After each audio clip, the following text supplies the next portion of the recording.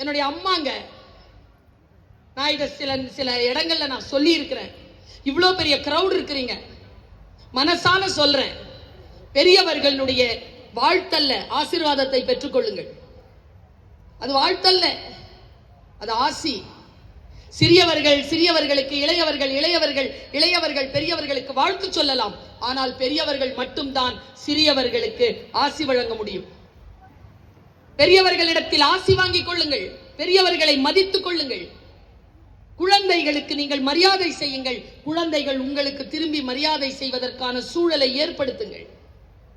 பல நேரங்களில் நான் பார்க்கிறேன், எங்கோ ஒரு இடத்தில் ஒரு பிசிறு தட்டுகிறது. அந்த பிசிறுதான் வாழ்க்கையில் பல்வேறு விதமான விபத்துகளை ஏற்படுத்துகிறது. இப்படி யோசித்து பார்க்கிறேன். நான் என்னுடைய வாழ்க்கையில் என்னுடைய தாயாரிடம் இருந்தும் தந்தையிடம் இருந்தும் என் குருமார்களிடம் இருந்தும் நான் கற்றுக்கொண்டது என்ன?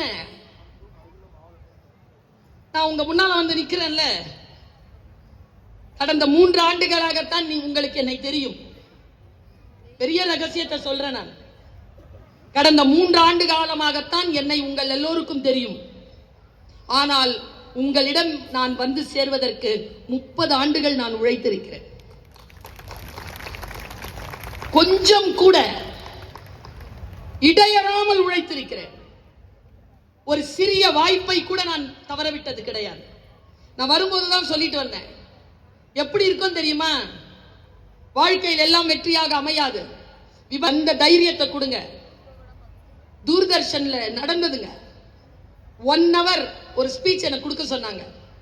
பிரமாதமா, சின்ன பொண்ணு நான் அப்போ பிரமாதமா ப்ரிப்பேர் பண்ணிட்டு போய் நின்று பேசிட்டேன். கம்பன் சரியான ஸ்பீச். 1 hour ஒரு கேமரா இருக்கே முன்னால, ஒரே ஒரு கேமராமேன் நின்றுட்டு இருந்தார். நான் கேமரா பார்த்த உடனே கோடி மக்களுக்கு கை தட்டிட்டு கையை கீழே இறக்க மாட்டேங்கிறார், அப்படியே நிக்கிறார். என்ன சார்னு கேட்டேன். நீங்க பேச தொடங்கும் போது ரொம்ப நல்லா இருந்துச்சா மேடம், கேமரா ஆன் பண்ண மறந்து, ஆனாலும் பரவாயில்ல, வீரியம் குறையாமல் பேசியிருக்கிறேன். அந்த ஒரு ஆளுக்காக பேசினேன்ல, எப்படி இருக்கும் மனசு? கீழே விழாமல் அப்படி புடிச்சு எழுந்திருச்சு வர்றதுக்கு என்ன குவாலிட்டி இருக்கணுங்க? நான் இங்க பாக்குறேன், உங்க வீராசாமி சாரை பாக்குறேன். வெற்றி நமது எப்படி எழுதி வச்சிருக்கிறாரு. ஆனாவது பரவாயில்ல, வெற்றி நமது என்ன ஒரு அஹெட் மேல போய், வெற்றி நம் பக்கம்,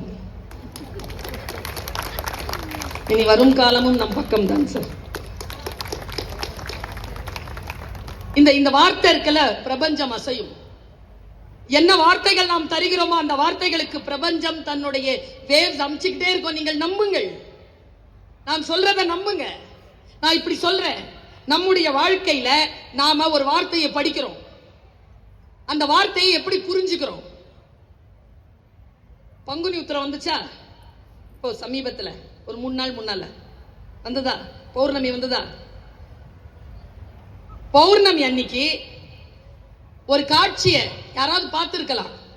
மொட்டை மரம், ராத்திரி நேரத்தில் பௌர்ணமி இருக்கு, பார்த்திருக்கீங்களா?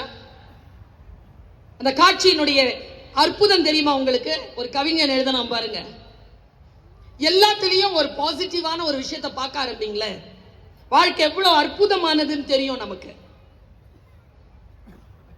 கடைசி இலையும் முதிர்த்த பிறகு இந்த மொட்டை மரம் பணிவும் பண்பும் படிப்பறிவாக, பயங்கர எனர்ஜியா கடவுள் படைச்சிருக்காருங்க. இவரை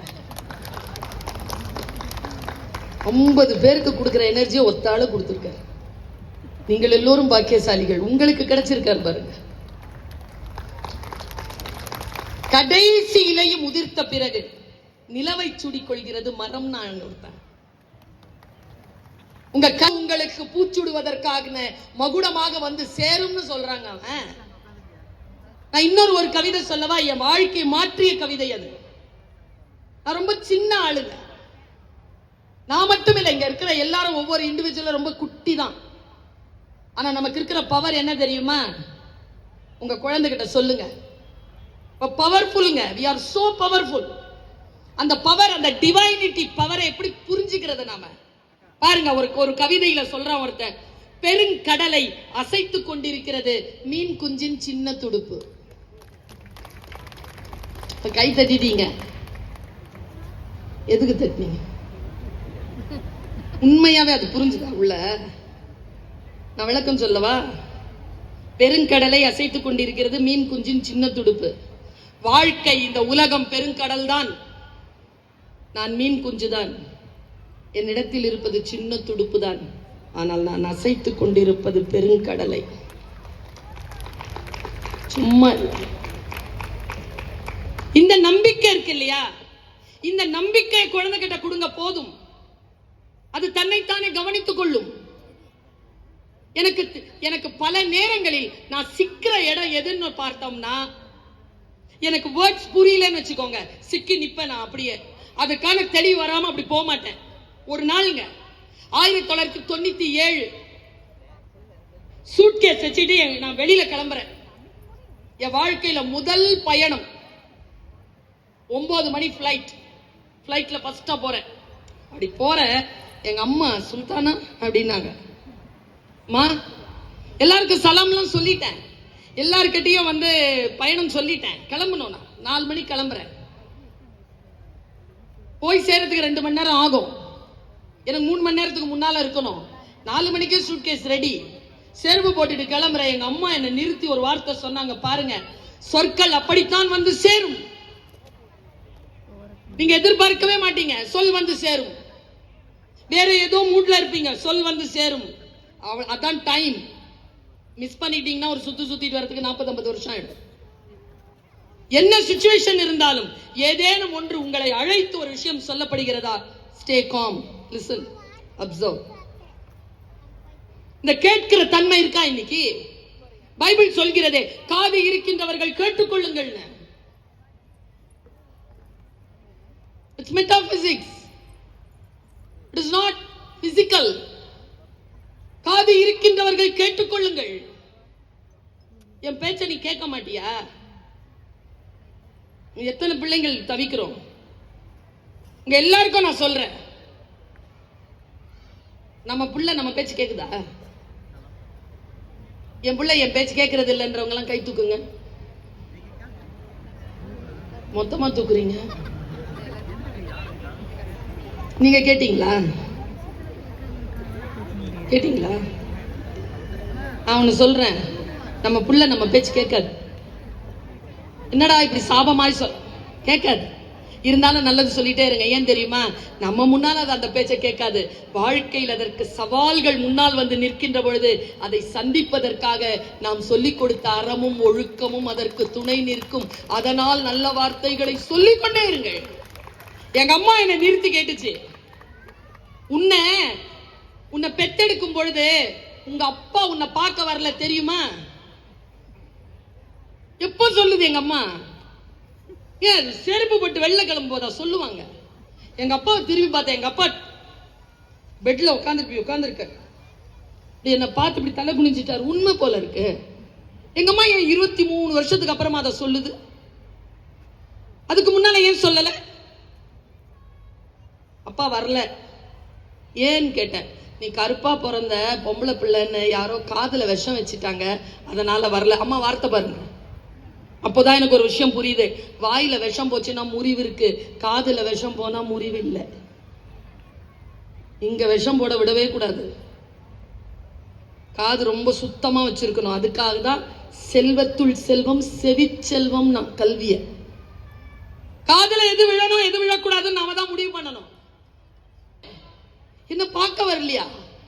ஆமா, உன்னை கையில இப்படி தூக்கிக்கிட்டு கோஷாஸ்பத்திரியில இருந்து வெளில வர, கையில 1 ரூபாய் இருந்தது, 75 காசு ஆஸ்பத்திரியில செலவாயிடுச்சு, 25 பைசா. அப்பா வரலன்ற பயம், அப்பா வீடு எங்க இருக்குன்னு தெரியாது. பெட்ல இருந்து எடுத்து கீழே போட்டாங்க. அதை உன்னை எடுத்துக்கிட்டு அந்த பழைய துணியில சுத்திக்கிட்டு கீழே இருந்த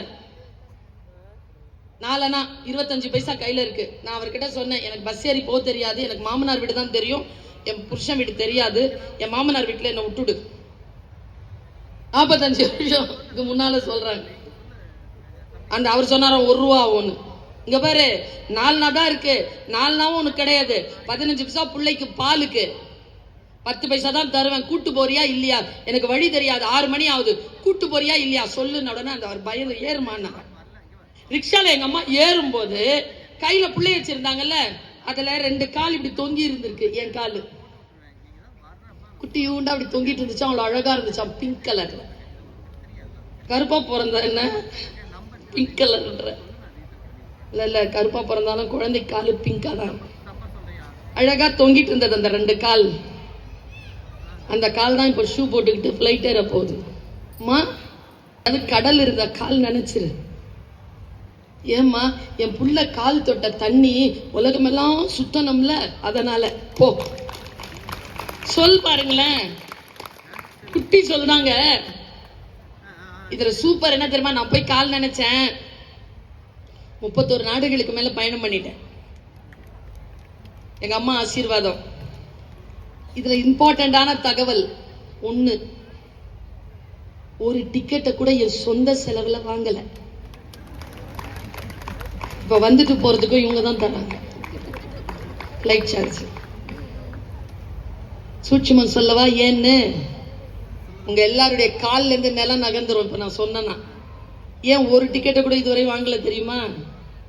என்னை கூட்டு போனார்ல ரிக்ஷாக்காரர், அவர் அந்த 10 பைசாவை வாங்கவே இல்லை. ஓப்பன் டிராவலே, ஃபர்ஸ்ட் டிராவலே 10 பைசா செலவில்லாம தான் செஞ்சிருக்கிறேன். எப்படி வந்து சேரும் சொற்கள்? இப்படித்தான் வந்து சேரும். கவனம். பெரியவர்களுடைய சொல், மேலானவர்களின் சொல், சிந்தனையாளர்களின் சொல், பாதிக்கப்பட்டவர்களின் சொல், தோல்வி அடைந்தவர்களுடைய சொல் நமக்கு அறிவுரையாக வந்து சேர்கின்ற பொழுது கவனம். கவனத்தோடு அந்த வார்த்தைகளை தேடி வைத்துக் கொள்ளுதல். நான் ஒரு செய்தியோடு நிறைவு செய்கிறேன். உங்களுக்கு ஏதேனும் கடத்திவிட வேண்டுமே என்பதற்காக தலைமுறையை காப்பாற்றிக் கொள்ளுங்கள்.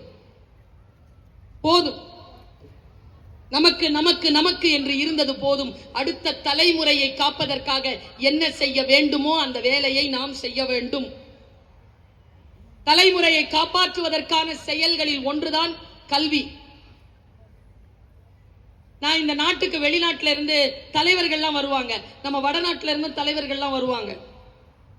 அவங்க எல்லாருமே இங்க இருக்கிற கோவில்களுக்கு போவாங்க, பெரிய பெரிய ஆட்கள் எல்லாம் போய் பார்ப்பாங்க. நான் அவர்களுக்கு தர ஒரு சஜஷன் என்ன தெரியுமா? யார் பெரிய மனிதர்கள் தமிழ்நாட்டிற்குள் வந்தாலும் கல்வி நிறுவனங்களை நடத்துகின்ற கல்வி தந்தைமார்களை அவர்கள் சந்திக்க வேண்டும். ஏனென்றால் அவர்கள்தான் உண்மையான நேஷனல் பில்டர்ஸ். உண்மையான நாட்டை வடிவமைக்கக்கூடியவர்கள் கல்வியாளர்கள் தான். கல்வியாளர்களைத்தான் அவர்கள் சந்திக்க வேண்டும்.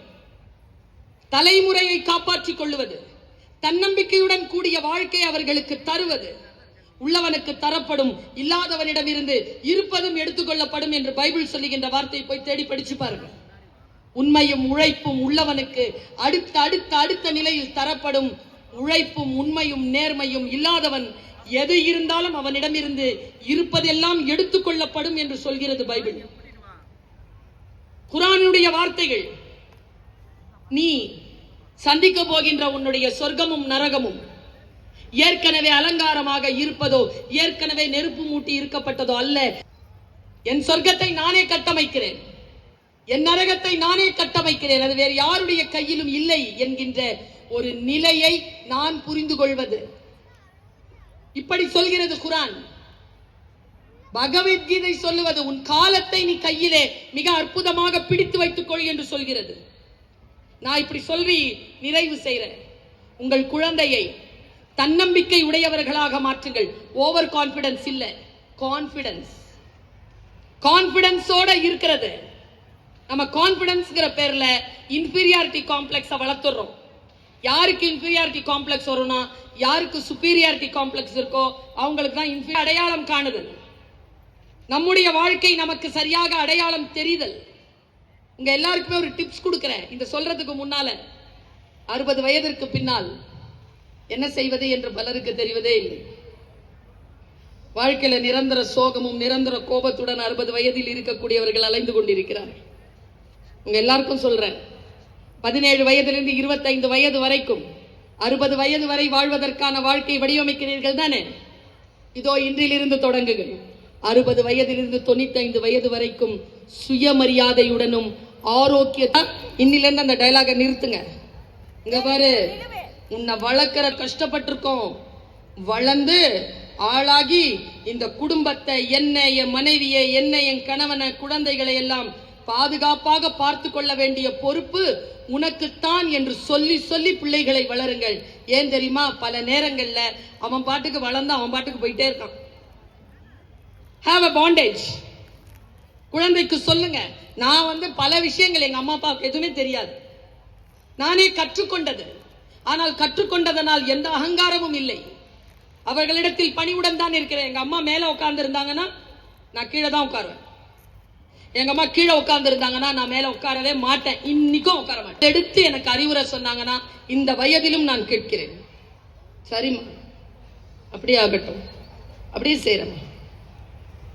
அம்மாவை நான் மிகப்பெரிய இறைவனுடைய மிகப்பெரிய அருட்கொடையாக பார்க்கிறேன். அவரை ஒரு பெண்ணாக நான் ஒருபோதும் கருதியதில்லை, இறைவன் கருதுகிறேன். பெரிய விஷயங்கள் ஒன்றும் தெரியாது, அன்பு மட்டும்தான் செலுத்த தெரியும். பல அம்மாக்கள் இங்கே இருக்கிறீர்கள். பல அம்மாக்களுக்கு நான் சொல்கிறேன், உங்களிடத்தில் எல்லாம் அன்பு இருக்கிறது.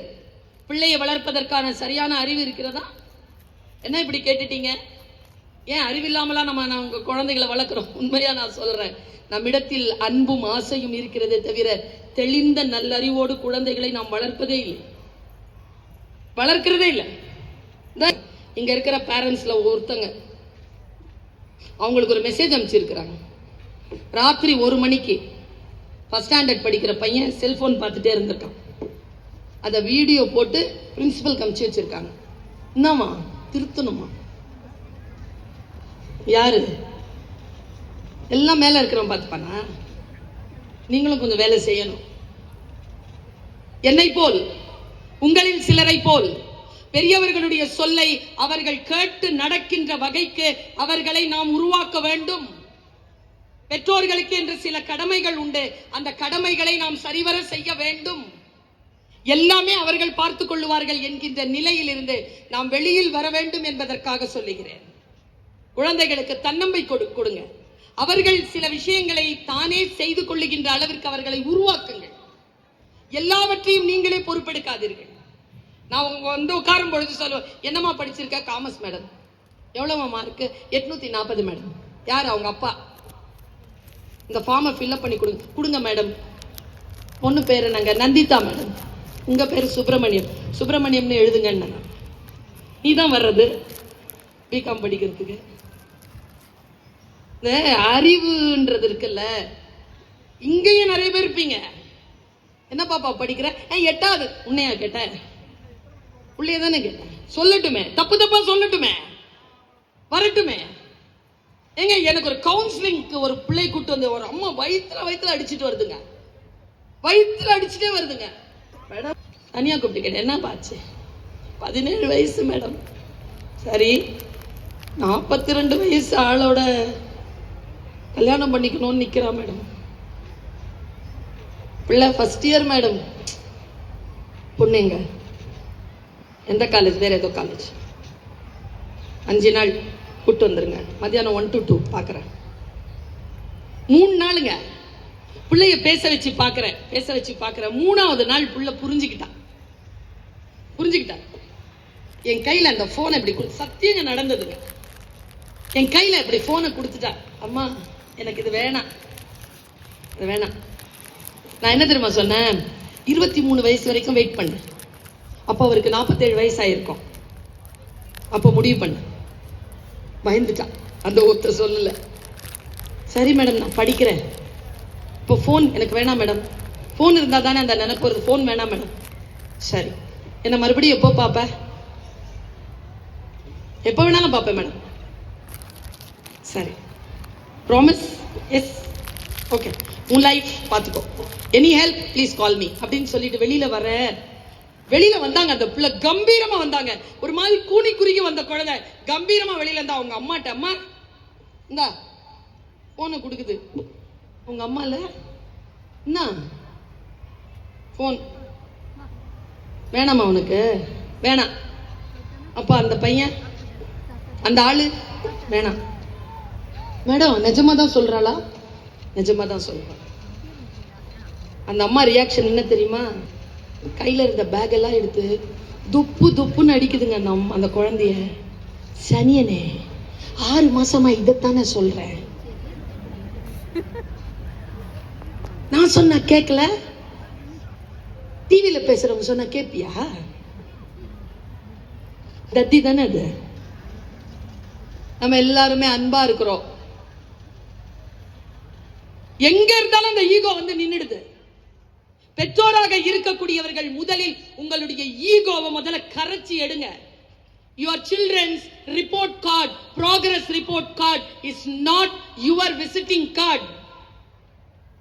என் புள்ள ஃபர்ஸ்ட் ஃபர்ஸ்டா வராத அந்த பெற்றோருடைய மனசு எவ்வளவு பாதிக்கப்படும் தெரியுமா? இன்னொரு விஷயம், உங்க குழந்தையினுடைய மனநிலையை அழுத்தங்களுக்கு உட்படும். Never consider your children's progress report as your visiting card. பிரதம மந்திரி இதை சொன்னார். நம்முடைய இன்றைய பிரதம மந்திரி திரு மோடி ஜி அவர்கள் சொன்னார்.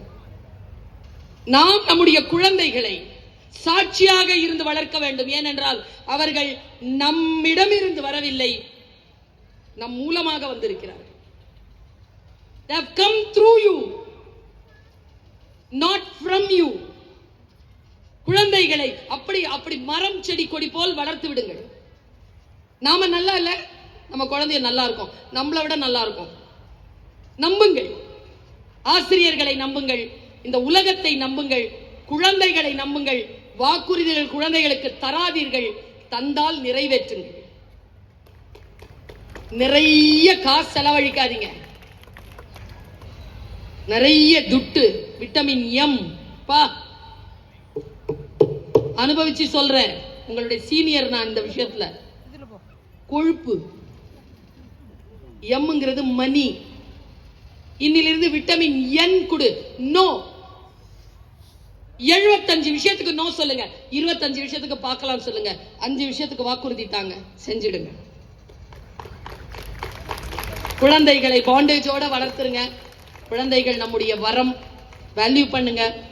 நான் பெற்றோர்களுக்கு நிறைய விஷயங்கள் சொல்லி இருக்கிறேன். பிள்ளைகளுக்கு பேசுவதற்கு என்று எனக்கான சூழல் அமையும் பொழுது பிள்ளைகளிடத்தில் பேசுகிறேன்.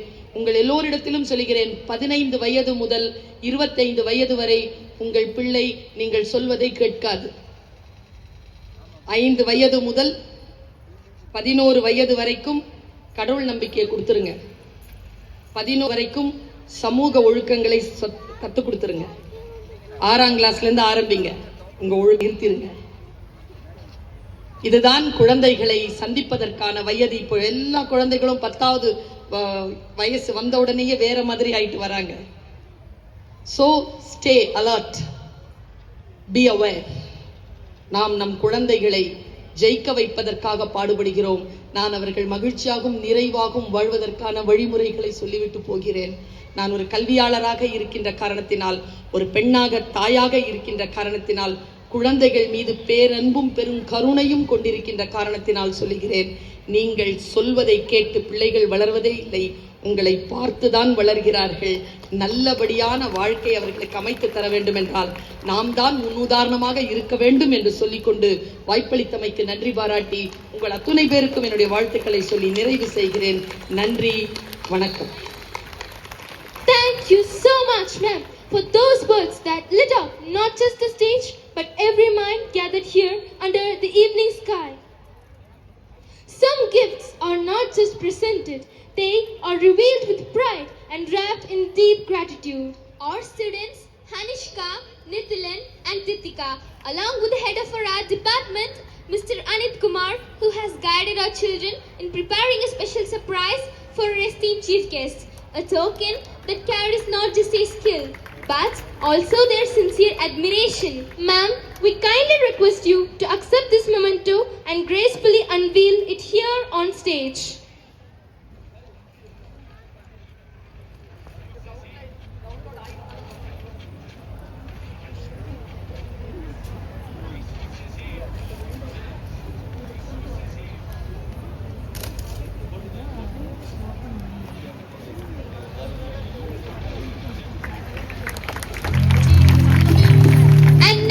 Dear audience, as the surprise is unveiled, let's give a chief guests.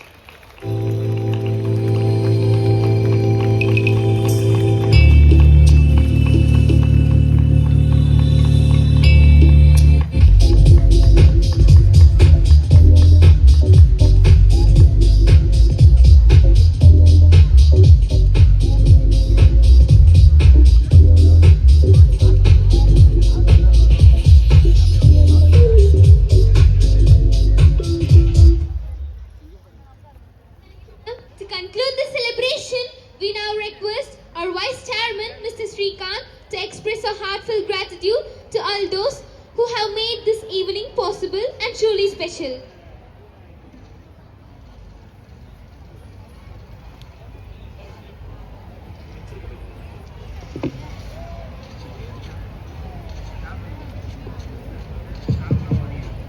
Good evening, everyone.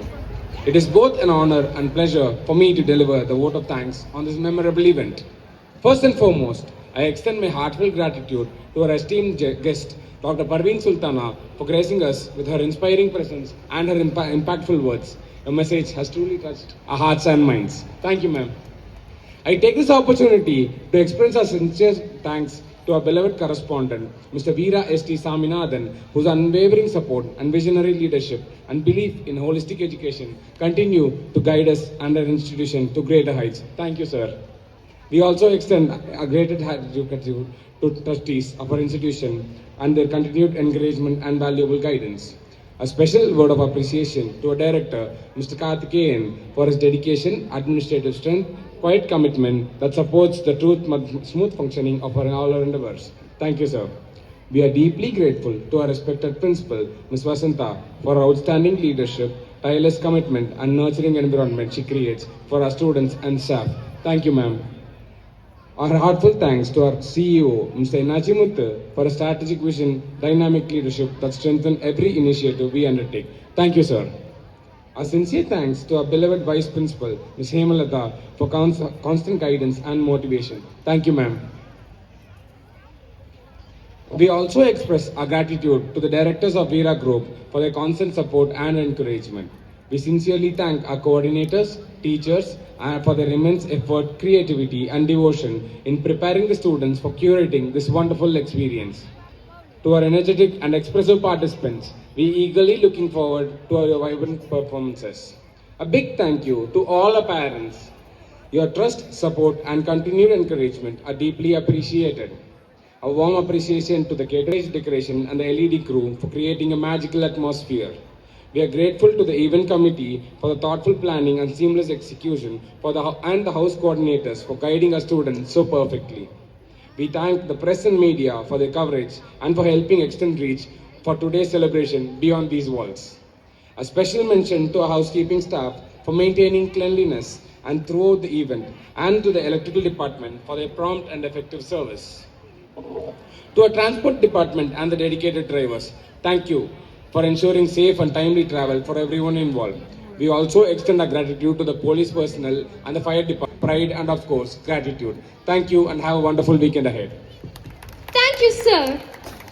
We now request Miss Sabita and Miss Yama. Kini S first C, Kavin Kumar K first B, Rahul Krishna S first B, Rakshit R first B, Takshita L first D, Darshan P second A, Ritul Vikash second D, Krish Deepak second D, Pranav Karthik second B, Thiru Venkat second B, Samritan second A.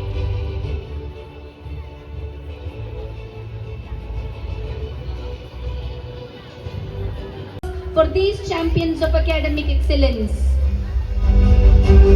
we are very proud to announce that these Centum produced teachers were honored a cash prize of rupees 10,000 per Centum on the Teachers' Day celebration.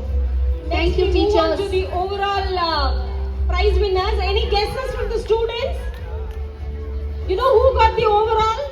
Academics, arts, sports, everything, cultural fest? No guess? No, sir. It is shared by adventurers and challengers. Adventurers the house captains, the house masters and mistresses, with the assistant masters and mistresses, please come on to the stage. Captains and vice captains, quickly. Let me see the adventurers and challengers run on to the stage to receive the overall trophy from today's chief guest. Come fast. Come, my dears.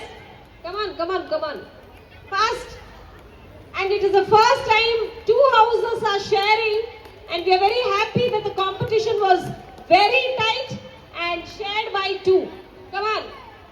Go, go, go, come. Captains, vice captains. Challengers. Come on, Juhi. Come on, challengers. Very nice. Come, come, come, come. Go that side. So that everybody will be seen. On behalf of all of us here, let us give them a big round of applause. Applause. Adventurers and challengers. Overall trophy shared by both the houses. Very good. Yay.